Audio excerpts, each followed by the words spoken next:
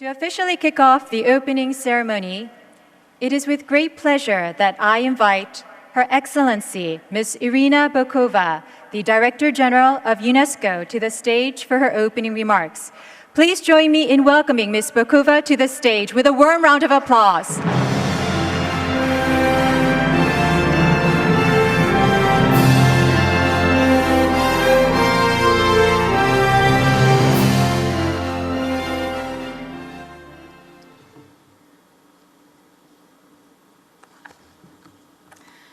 Excellency Park Jae-hyo, President of the Republic of Korea, Mr. Ban Ki-moon, United Nations Secretary-General, Her Highness Sheikh Hamoza, Mr. Jim Yong-kim, President of the World Bank, Ms. Phumzile Mlambo Nsuka, Executive Director, United Nations Women, Mr. Anthony Lake, Executive Director, United Nations Children Fund, dear Kailash Satyarthi, Nobel Peace Prize Laureate, Excellencies, Ministers, ladies and gentlemen. In 1990, the world met in Jomtien, in Thailand. In 2000, it met in Dakar, Senegal, and adopted 6 Education for All goals. Today, the world meets in Incheon, Republic of Korea, to renew this vision and chart a new course that builds on education as a human right essential for human dignity, a new course that nurtures education as a transformational force for all societies, for the planet, a new course that integrates education, sustainable development, and lasting peace as one single agenda. We have gathered today over 130 ministers of education from across the world, inspired by this vision. I thank the Secretary-General of the United Nations for his leadership embodied in the Education First initiative. I thank Her Highness Sheikh Hamoza for the defense of educating the world's most vulnerable children. I thank all my colleagues from UNICEF, United Nations Women, United Nations Development Programme, United Nations High Commissioner for Refugee, United Nations Population Fund, and the World Bank as co-conveners of this forum. I thank the Global Partnership for Education for their contribution to resource mobilization. Let me highlight the groundbreaking role of civil society in all this, and I have just come from a successful non-governmental forum.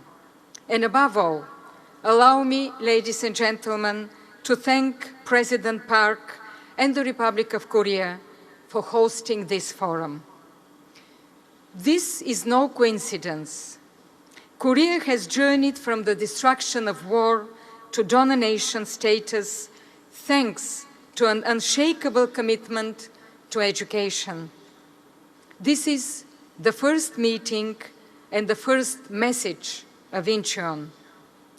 Experience shows there is no more lasting investment a country can make than education.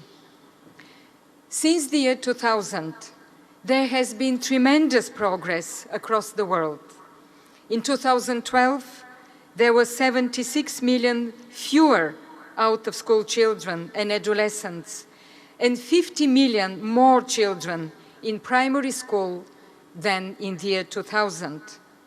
This happened by focusing on the poorest, the most vulnerable, by abolishing fees, by keeping girls in school. This shows what can be done when political will is matched with effective policy and financing. Our responsibility today is to the current generation. Only 1/3 of countries have achieved all education for all goals. Half do not provide universal primary education, leaving 57 million children out of primary school. There still remain 780 million adults illiterate today. Girls and women are still the majority of those excluded. Young people and children in conflict situations carry the heaviest burden, marginalized, vulnerable to the lure of extremism. All that they want is education. I saw this on Syria's border with Jordan. I heard this in Juba, in South Sudan. I witnessed this at the Aisha al-Durrani Girls' School in Kabul, where girls had written on the wall, "The pen is mightier than the sword." Alors, mesdames et messieurs, and so, ladies and gentlemen, across the world, billions of young women and men are sharing the same dream, the dream that they can reach their full potential. This is a considerable driver of development for the entire world, and education is the way of moving that driver forward. The message out of Incheon will be that education is at once a human right, a must for development and social inclusion, and it is indeed important as regards security. We have a historic opportunity to place education right at the heart of the sustainable development machine, and we should make the most of that opportunity. By education, of course, I mean knowledge and the skills that are geared to the needs of societies. And I think also of the handing down of the values and the acquisition of new ways of thinking and acting as citizens of the world for sustainable development, for green societies, for decent jobs for everyone, for smarter, more creative and more inclusive societies. These are changes that require a radical change in our behaviors, in the way we consume, in the way we act. And this revolution also involves education. $22 billion extra should be invested each year to reach the education for all goals. We have no other choice. We must be ambitious, and UNESCO has mobilized with our partners for many months now to work out the contours of this ambition. At the World Conference at Aichi, Nagoya in Japan in 2014 on sustainable education, that set the heading when there was the World Meeting on Education in Muscat in 2014, which brought forward a common goal to be included in the Sustainable Development Agenda post-2015 to ensure inclusive and equitable quality education plus lifelong learning for all by 2030. This forum is occurring, ladies and gentlemen, at a decisive moment.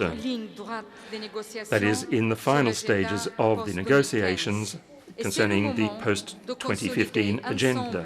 And it is the time now for us to bring together our policy vision with a clear, unique development agenda that is accepted by all, of which education forms the very basis. Quality and access are two essential elements, and we mustn't choose between them. Basic education is crucial, as is lifelong learning in societies that are constantly changing. Today, I launch an appeal to governments, to civil society, and to the private sector to accelerate funding to support the most vulnerable countries and launch new partnerships, to go for new types of innovation, such as in new technologies. The framework for action should define concrete strategies, and UNESCO will take on all of its responsibilities as leader to lead this effort. And I thank the states and various countries for the trust placed in us. This year, 2015, UNESCO is celebrating its 70th anniversary, and the world is adopting a new agenda for sustainable development. And we have the obligation to act and come up with the results. UNESCO was created on the belief that nothing can be accomplished without education, and this message has never been so important as today. It is also the message of Incheon, and it is our common purpose, I do hope. And I think that we have to get this message across in a very strong and decisive way. Thank you very much. Ladies and gentlemen, please give Ms. Bokova a warm round of applause for her opening remarks. Thank you.